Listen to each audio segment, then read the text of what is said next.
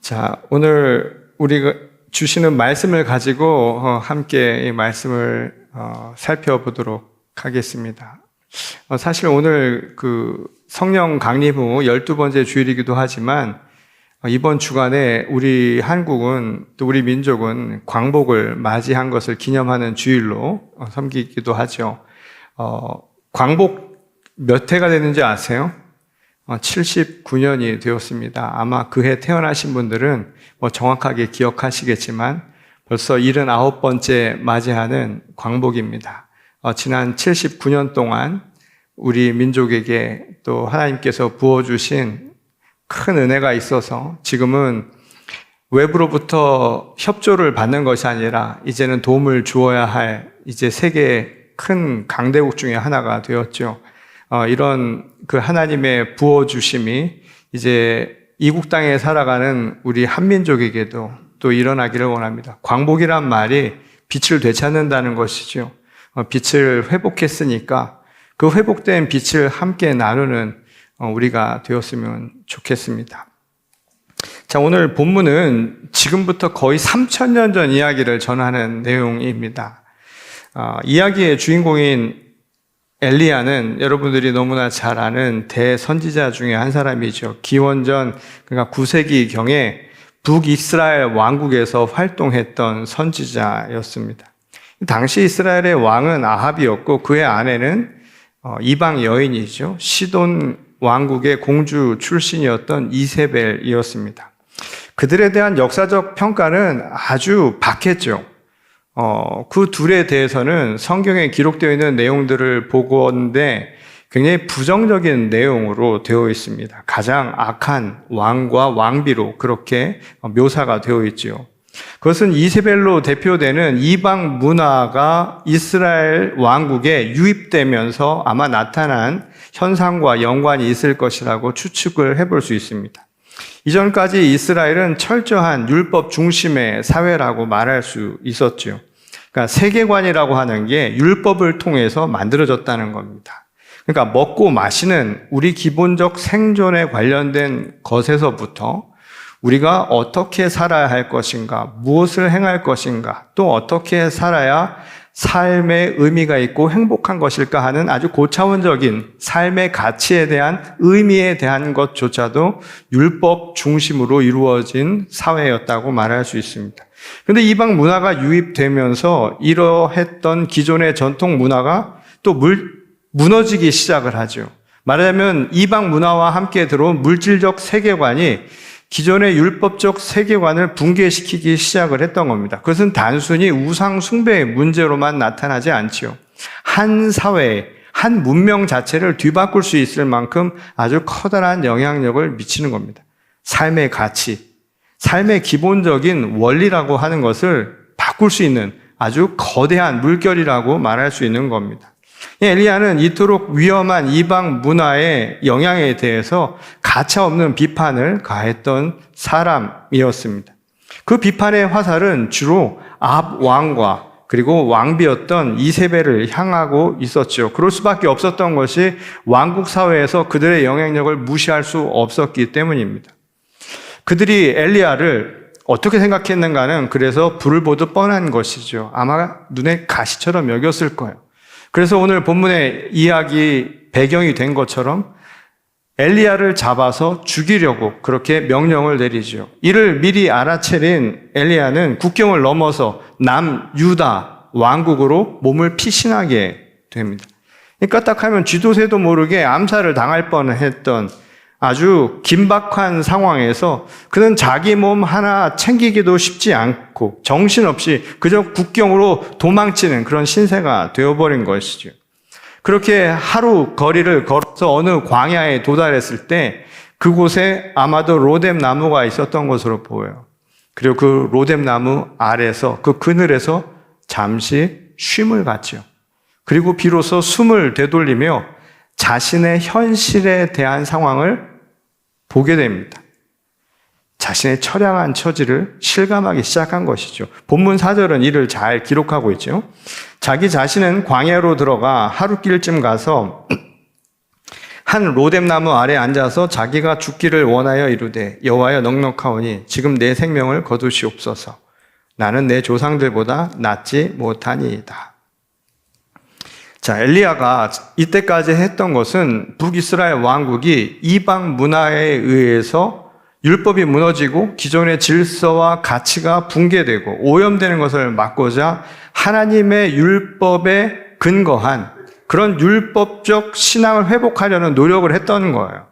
근데 결국 자신의 노력은 다 물거품이 된 것 같은 좌절감이 든 것이죠. 왜냐하면 자신의 노력과 상관없이 결국 자신은 쫓기는 신세가 되었으니 아마 그가 자신의 상황을 어떻게 여겼을 것인가 잘 우리가 유추해 볼 수 있을 겁니다. 아마 더 이상 어떻게 해볼 수 있는 게 없을 거라고요. 지금 나라도 벗어나서 물론 같은 민족이지만 국경을 넘어가서 피신해 있을 만큼 아주 긴박한 상황인 거죠. 그러니 자기 자신이 차라리 죽는 것만 못하다라는 생각을 하고 있었을지 모릅니다. 근데 본문은 엘리야가 이토록 낙심하게 된 가장 근본적인 원인이 어디에 있었는가라고 하는 것을 조금 다르게 이야기합니다. 그것을 자기 혼자만 남은 것 같은 극도의 외로움. 말하자면 혼자 남겨진 버려짐과 같은 그 느낌, 그 좌절감이라고 이야기를 합니다. 이 본문의 마지막 절인 10절이 이를 잘 보여주는데 그가 대답하되 내가 만군의 하나님 여호와께 열심히 유별하오니 이는 이스라엘 자손이 주의 언약을 버리고 주의 제단을 헐며 칼로 주의 선지자들을 죽였음이오며 오직 나만 남았거늘 그들이 내 생명을 찾아 빼앗으려 하나이다. 지금 엘리야는 여호와의 선지자, 그러니까 하나님으로부터 부름받았던 같은 동료들이죠. 이들이 다 죽임을 당했고 백성들조차 이제는 하나님을 부인하고 바알 앞에 무릎을 꿇는다. 그러니까 이방 숭배가 지금 우상 숭배라고 하는 것이 이루어지고 있다라고 하는 현실을 토로한 것. 그러니 그의 입장에서는 자기 동지는 온데간데 없이 사라지고 자기만 덩그러니 남겨진 듯한 이런 생각을 하게 된 것이죠. 이게 자기에는 엄청난 고독감, 쓸쓸함, 두려움으로 나타났던 겁니다.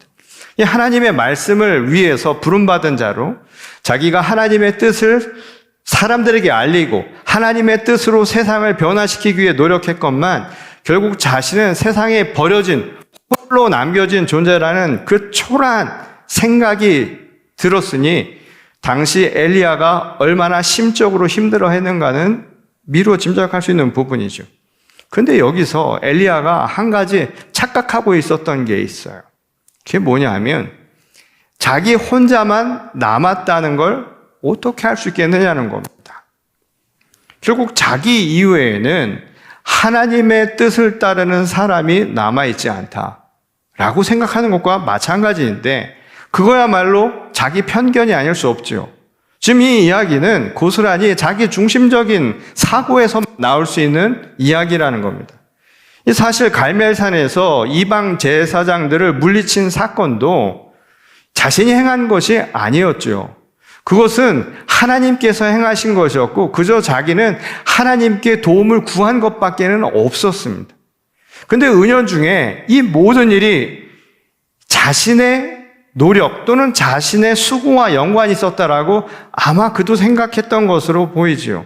왜냐하면 스스로를 의인으로 평가하고 나 이외에는 아무도 하나님 곁에 남아있는 자가 없다고 말한 것을 보면 알 수 있다는 거예요.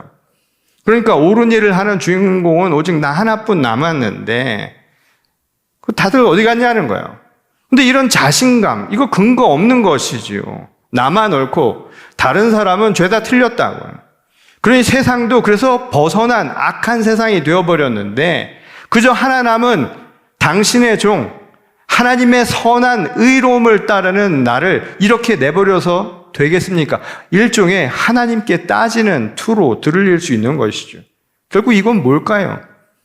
지독한 나르시시즘이라는 거예요. 말하자면 자기 중심적인 자기가 만들어낸 편견 속에서 이런 생각을 할 수 있을 것 아니겠냐는 질문이 가능한 내용이라는 겁니다. 오직 자신만 남아서 내 생명이 위험하다는 이 말을요, 19장에서만 3번 나옵니다. 대선지자라고 알려진 엘리야답지 않은, 말하자면 쿨하지 못한 이야기를 한 거야. 그런 그에게 하나님은 너처럼 신앙을 가지고 진실하게 사는 사람이 7,000명이나 남았다, 그렇게 말씀을 해주시죠. 이 같은 장 18절의 말씀입니다.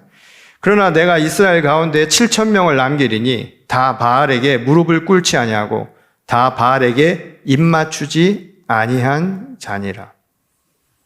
자기 혼자만 남았다고 모든 짐을 마치 나 혼자 갖고 있는 것처럼 생각을 했는데, 그래서 세상도 다 끝나고 더 이상 내가 해볼 것이 없다라고 좌절하고 있는 상황에 하나님은 현실을 보여준 것이죠.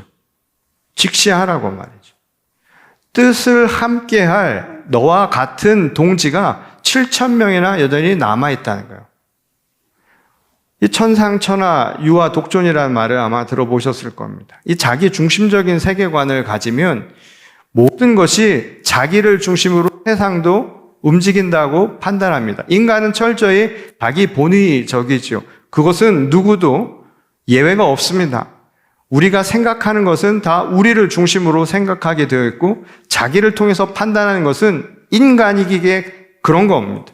그런데 신앙이라고 하는 것은 그 자기에서 벗어나는 거예요. 세상을 보라는 거예요.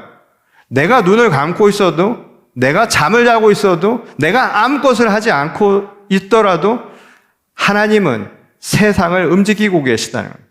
그러니 결국 우리가 잊지 말아야 할 것은 세상은 나에 의해서만 이루어지는 것이 아니라 하나님의 이끄심에 의해서 되었다는 거예요. 그리고 그 이끄심은 바로 나도 거기에 해당된다는 것입니다. 이 독일의 아주 유명한 신학자 중에 한 사람인 칼 라너라고 하는 분이 있습니다. 이분의 책 중에 기도의 절실함과 그 축복에 대하여라는 책이 있는데, 거기 보면 이런 글이 나옵니다. 절망이 겉으로는 모든 것을 빼앗아 가는 것 같지만 실제로 당신은 유한하고 허무한 것만을 빼앗기게 될 것입니다. 빼앗기게 될 것이 아무리 위대하고 놀라운 것이어도 마찬가지고, 또 그것이 심지어 당신 자신이어도 마찬가지입니다. 이 말은 시간이 지나고 세월이 지나고 삶의 흐름은 때로는 우리가 가진 것을 놓게 만들 수 있습니다. 그 누구도 이것을 부인할 수 없어요. 빈손으로 와서 빈손으로 가는 것은 지극히 당연한 이치이고, 이것을 거스를 방법은 한 가지도 없는 법입니다. 그러나 당신한테서 빼앗을 수 없는 게 하나 있다는 거예요. 그게 바로 하나님이라는 존재라는 겁니다. 이 말을 바꿔서 얘기하면 우리에게서 빼앗을 수 없는 하나님, 다른 모든 것은 가져갈 수 있어도 하나님은 빼앗을 수 없다는 이야기는 하나님은 우리를 결코 떠나지 않으실 것이라는 이야기이기도 한 것이죠. 하나님은 아무리 절망적인 상황이라도 신실한 7,000명을 남겨주듯이 우리 삶에 희망의 그루터기를 반드시 남겨두시는 분이라는 거예요. 그리고 내가 행할 수 없는 그 순간에도 하나님은 말없이 일하고 계신다는 사실을 기억하라는 겁니다. 때로는 우리의 삶이 지옥같이 느껴질 때가 있어요. 정말 사는 게 지옥 같아요. 그런 순간에도 행복할 수 있는 7,000가지의 이유를 주시는 분이 하나님이라는 겁니다. 물론 사람이라는 게 수천 가지 행복할 이유를 줘도요, 하나 때문에 무너지는 것 역시 인간의 모습입니다. 지금까지 내가 살아왔던 행복의 순간이 얼마나 많고, 내가 잔잔하게 지금까지 왔는데 지금 생각지 않은 어떤 한 문제 때문에 지금까지 살아왔던 모든 것들이 다 무효화시켜버리는 것, 다 실패한 것이고 다 좌절한 것이고 아무것도 소용없다고 생각하는 게 또 인간의 독특한 모습이죠. 사람 관계도 크게 다르지 않습니다. 99번 다 좋다가도 말이죠, 하나가 싫어지면 사이가 틀어지는 거예요. 인간관계요. 무서운 거예요. 내가 지금까지 아무리 좋았는데 나랑 맞지 않는다는 그 하나가 결국 그 사람을 밉게 만들고 그 미움이라고 하는 것이 거리를 점점 더 멀게 만듭니다. 오늘 이야기한 것처럼 C.S. 루이스의 이야기처럼 선과 악은 계속해서 증진돼요. 복리로. 점점 더 악화가 강화되는 상황이 발생을 하게 된다는 겁니다. 이 요한복음 8장에 나오는 가늠한 여인의 이야기도 이와 유사한 가르침을 우리에게 전하죠. 간음이라고 하는 게 죄가 아니라거나 또는 그 죄의 비중이 낮다고 얘기하는 게 결코 아닙니다. 그럼에도 불구하고 예수님은 저 여인에게 돌을 누가 던질 수가 있겠느냐고, 던질 만한 사람이 누구냐고 되묻죠. 왜 그랬을까요? 범죄했다라는 그 한 이유로 한 생명을 심판하는 것에는 그렇게 열심을 내면서 70번씩 7번 용서하라고 하는 하나님의 말씀에는 굉장히 우리 스스로 관대한 거야. 예수님은 그래서 우리에게 묻는 겁니다. 과연 너희는 괜찮냐고 말이에요. 정말 그럴 수 있겠느냐라고 되묻는 것이죠. 하나를 가지고 사람을 죽음의 문턱으로 이끄는 것, 그거 얼마나 자의적이고 얼마나 무자비한 일일 수 있겠느냐라는 것을 우리에게 되묻는 겁니다. 한 영혼을 파괴시키는 것, 그 한마디 때문에, 내가 한 행동 하나 때문에, 내가 그 사람에 대해서 잘못된 판단 하나 때문에 어떤 결과를 낳을 수 있는가를 한 번쯤 생각해 봤느냐. 그렇게 생각하면 우리 중에 구원받을 사람 한 사람이라도 있을까요? 율법에 한 가지도 걸리지 않을 사람이 있습니까? 하지만 예수님은 그 한 가지 잘못을 보시고 우리를 심판하신 분이 아니에요. 예수님의 약속은 오직 그를 믿는 믿음 한 가지 때문에 구원하신다라는 약속이었습니다. 그러니 믿음으로 산다는 것은 한 가지로 사람을 미워하고 비난하는 게 아니에요. 한 가지 때문에 사람을 용서하고 사랑하고 포용할 수 있는 것. 그 주님의 가르침을 따라 사는 겁니다. 그게 믿음입니다. 이건 자기 자신을 바라보는 것도 똑같아요. 많은 사람들이요, 하나 때문에 자기를 엄청 타박해요. 자기 자신을 엄청 자책을 합니다. 스스로도 용서를 하지 못하는 거예요. 칭찬받을 일이 수천 가지인데 문제 하나 때문에 스스로 죽어도 좋다라고 생각을 하는 거예요. 많은 사람들이 죽겠다라고 할 때 그 이유를 생각해 보세요. 살아갈 이유를 찾으면 수천 가지도 없는데 그 한 가지 때문에 죽잖아요. 자기 자신도 사랑하지 못하는 거예요. 자기 자신조차 사랑할 대상으로 삼는 게 아니라 심판의 대상으로 삼는 거예요. 남만 보는, 그렇게 본 게 아니라 자기 자신조차도 그렇게 보는 세상을, 그렇게 보는 신앙을 갖고 살아가는 겁니다. 뭘 그렇게 잘못했다고요? 뭐가 그렇게 죽을 만한 일이 세상에 어디 있습니까? 애들이 공부 좀 못해서 학교 못 간다고 그게 죽을 일이에요? 남보다 뭔가 좀 떨어진다고 그거 죽을 일입니까? 남보다 능력이 좀 부족해서 사람들한테 비난받게 만들어서 내가 살 이유가 없다라고 만든 거, 그게 말이 되는 일이냐고요. 근데 문제는 뭐냐면 아무도 그것에 대해서 얘기 안 해줘요. 나도차 나를 사랑할 수 없는 사람에게 괜찮다고, 좀 그래도 괜찮다고 위로해 줄 사람이 없다는 거, 잘못된 것 아니라고 얘기해 줄 수 없는 시대를 산다는 것, 그게 우리가 불행한 것이죠. 너른 광야에서 차라리 죽는 게 낫겠다고 자책하던 건 선지자도 똑같았습니다. 내가 한 게 뭐 있겠어. 사람들한테 좋은 소리 못 들고 기껏 하나님 일하다가 이게 뭐야? 아마 이런 생각을 했을지 모르죠. 아무도 그를 찾지 않는, 도망가서 철저하게 쓸쓸하고 그 고독감에서 모든 것이 무너지고 버려진 것 같은 그 순간에 하나님은 그에게 로뎀 나무를 주시고 그곳에서 천사를 통해 먹을 걸 주시고 그리고 위로의 말을 주신 겁니다. 삶의 벼랑 끝이라고 여겼던 그 순간에도 엘리야에게 버틸 수 있는, 그래서 어떻게든 서 있을 수 있는 작은 그 터전을 주신 거예요. 왜 그런 말 있죠? 실패해도 괜찮다고, 너무 안간힘 쓰지 않아도 된다고, 꼭 그 길이 아니어도 괜찮다고, 그렇게 이야기해 줄 수 있는 어른 한 사람만 만나도 아이는 삶의 의욕을 가지고 살아간다는 말이 있습니다. 과연 우리 시대는 그런 어른이 있는 시대가 맞는가요? 헤르만 헤세의 소설 스레바키 밑에서란 소설을 보면 주인공 한스의 이야기가 나옵니다. 이 제목이 참 비극적인 제목이에요. 내가 모든 것을 다 잃어버렸다라고 생각한 한스가 결국 수레바퀴 밑에 자기 생명을 던지죠. 그렇게 모든 것을 다 잃어버렸다고 생각하는 그 순간, 나는 더 이상 살아갈 가치가 없다라고 생각하는 그 순간,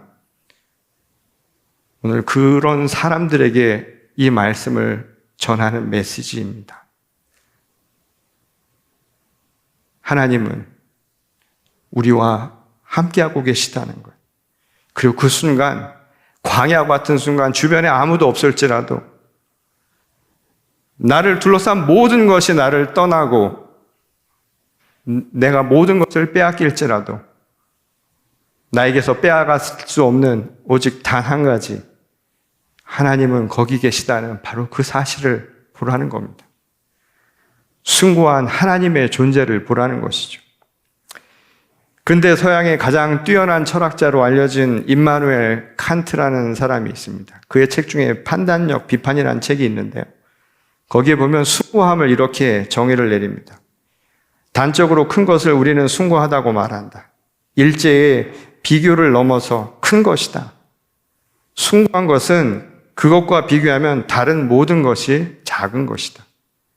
숭고란 어떤 것이랑 비교해도 크기 때문에 숭고하다는 거예요.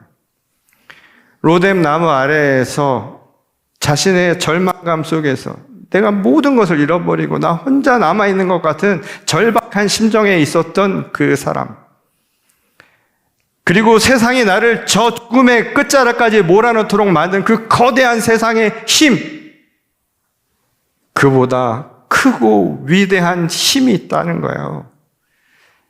보잘것없어 보이지만 로뎀 나무가 잠시 쉬게 해줘서 그것이 내가 살아갈 수 있는 터전이 되어주었고, 먹을 것 먹고서는 두 다리에 힘을 내서 설 수 있게 만들 수 있고 괜찮다고 위로해주는 그 말 한마디가 세상의 그 어떤 것보다 큰 힘이었다는 겁니다.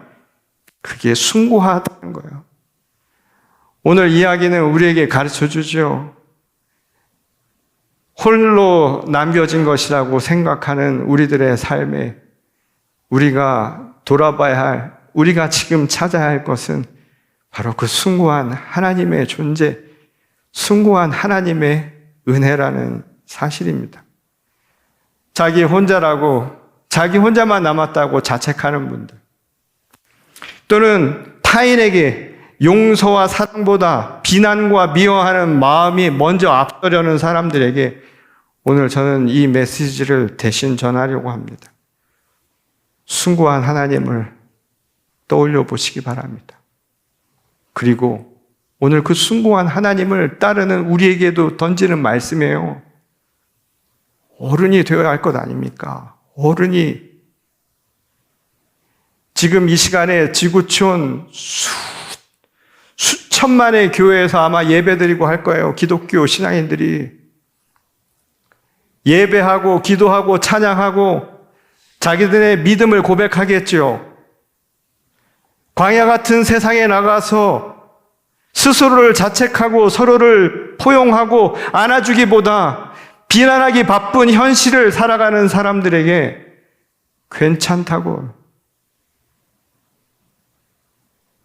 너무 염려하지 말라고, 하나님은 더 크고 숭고한 분이라고 그 말을 해줄 수 있는 교회가 과연 얼마나 될까요?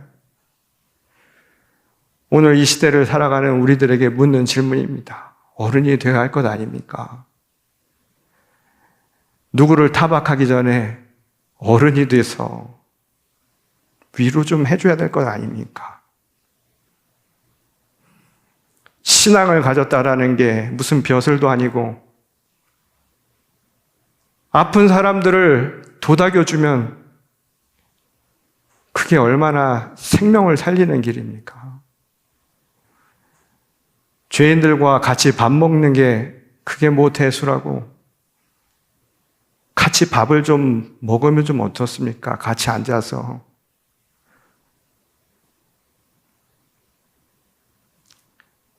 자기 자신도 용서하지 못하지요. 작은 것 하나 때문에 자기를 참아내지 못하는, 이게 우리의 현실 아닙니까?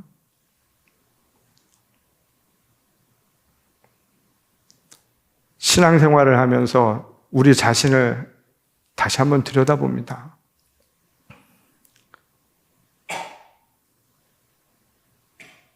정말 슬퍼해야 할 것이 무엇인가?